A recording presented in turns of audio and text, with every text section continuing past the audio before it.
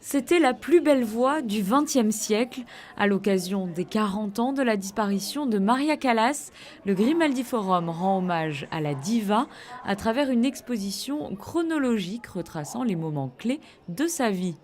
Dès l'entrée, le public est plongé dans l'ambiance. Des enceintes diffusent une interview de la cantatrice. La scénographie propose des clichés très grand format de la Callas, de sa naissance à New York jusqu'à sa disparition en 1977 à Paris.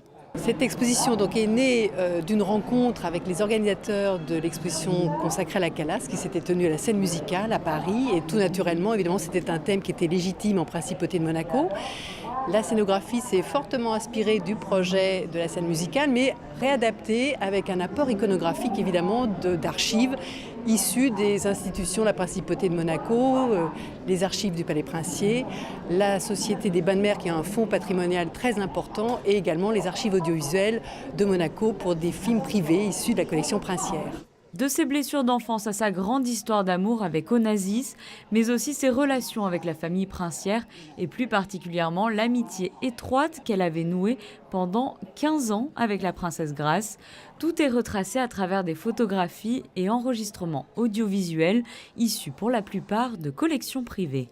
L'exposition s'appelle Maria by Callas. Il y a une raison pour cela très précise.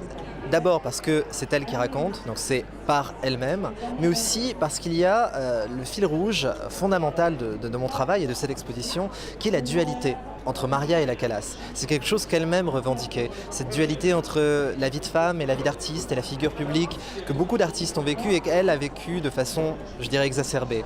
Et donc le fil de l'exposition, c'est le parcours de l'une à l'autre, c'est le parcours de sa vie de femme, de sa vie personnelle, de sa vie familiale avec son mari et puis sa grande histoire d'amour avec Onassis et de la vie d'artiste, de cet artiste immense qui a révolutionné l'opéra et de certains grands rôles qu'on va retrouver ici en images, en vidéo, en film, parfois inédits, et des enregistrements aussi, puisqu'on va pouvoir écouter Callas parler, Callas chanter à travers des documents inédits encore. Cette exposition est inspirée d'un premier projet de Tom Wolfe, un documentaire racontant l'histoire de Maria Callas avec ses propres mots grâce à des images d'archives et des documents inédits. Ce film sera projeté librement au public dimanche à 15h dans la salle Camille Blanc du Grimaldi Forum. Les spectateurs pourront également rencontrer le réalisateur à l'issue de la projection et découvrir ainsi une autre facette de la vie tourmentée de la Callas.